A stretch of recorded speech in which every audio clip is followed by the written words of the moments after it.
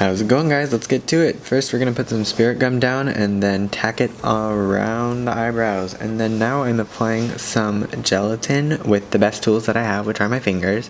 If you're gonna be doing this on a client, then you're probably gonna wanna use a palette knife or something else like that. I am currently building up a brow bone. I apply small patches of gelatin and spirit gum because gelatin is a type of product that cools off and becomes too hard to work with, so I just found it easier to do it in small areas instead of trying to get it all done in one shot. So now I am building up some cheekbones to make my eyes look more sunken in. It just helps make me look a lot more dead and more like a zombie. Right there I am fixing a part of the prosthetic that was lifting up. You can do that with some spirit gum. The earlier you do it, the easier it is to fix it. Adding on a jawline wound. I'm demonstrating here how you can just kind of tear the gelatin easily to create more texture. Ignore the one on the other side, I ended up pulling it off. Now I am applying spirit gum, tacking it up, and preparing it for the first base coat of liquid latex. I'm just using a sponge to apply this. And I'm just going to apply a few coats. Now I'm unrolling a cotton ball, and I am going to stipple on a base layer and then take the cotton and kind of drag it out while pressing down at the same time, and then rolling motions and thickly applying liquid latex to saturate the cotton and blend it out. And that's going to make the gelatin prosthetic blend in much better to the face and just look a lot more like zombie skin.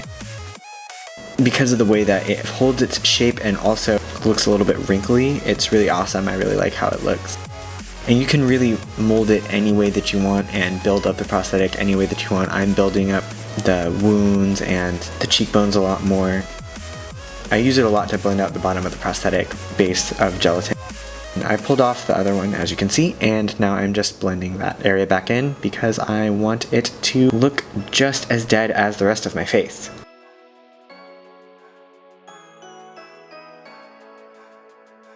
If you want a tutorial on how to apply and create skin textures, I'm more than willing to do that. Just request it, please.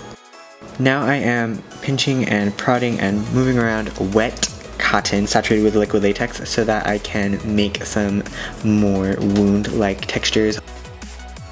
Now I'm taking some rolled out cotton and putting it around where I want my wound to be.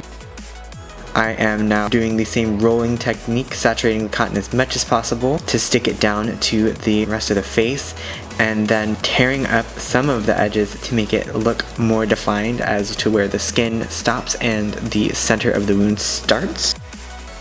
I'm taking the liquid latex and I'm pushing the edges back down. I'm applying another piece of gelatin and doing the same blending out process there to make another neck wound. And now I am applying the same bite mark that you saw in the zombie bite makeups.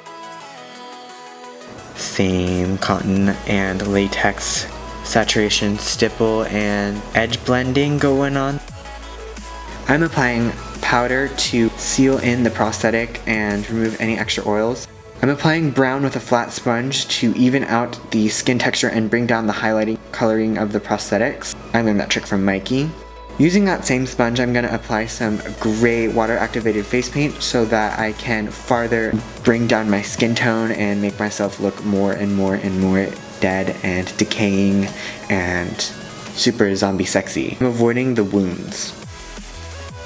Wiping away some of the paint with a paper towel and then going over that with white on a textured sponge that I made myself. I am farther breaking up the skin texture, kind of making things look a little gnarlier. I'm applying purple color to add some bruise tone and sink in some of the hollows, kind of in preparation for the yellow.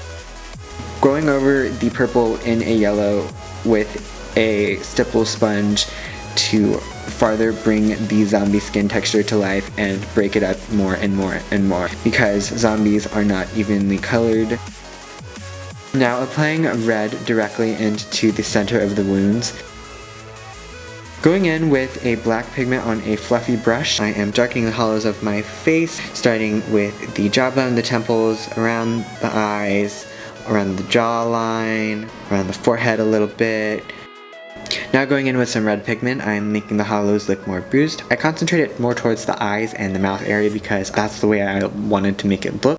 Now going in with some black pigment and a packing brush, I am outlining lines on my face, like around the outer corners of my mouth, my nose, farther on my jawline. Concealer and more pigment just to kind of make it stick on my eyes and lips better. Don't forget the ears, guys, especially if you're going out in public. Now just applying some black pigment around the wounds to differentiate between the skin and wound. Start applying that fake blood, man. I like to use gelatin blood that I made myself. I could also make a tutorial for that. Just request it and I will make it. I really like gelatin blood because it stays in place and looks super fresh forever.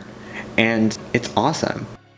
Grease up your hair with conditioner. And there you have it. Hopefully you guys enjoyed this tutorial. Please hit that subscribe button and thumbs up this video. If you have any questions or would like to see tutorials related to this look, please comment them in the comment section below. Please follow me on all social media under Zach Zenga. From my face to yours, thank you so much.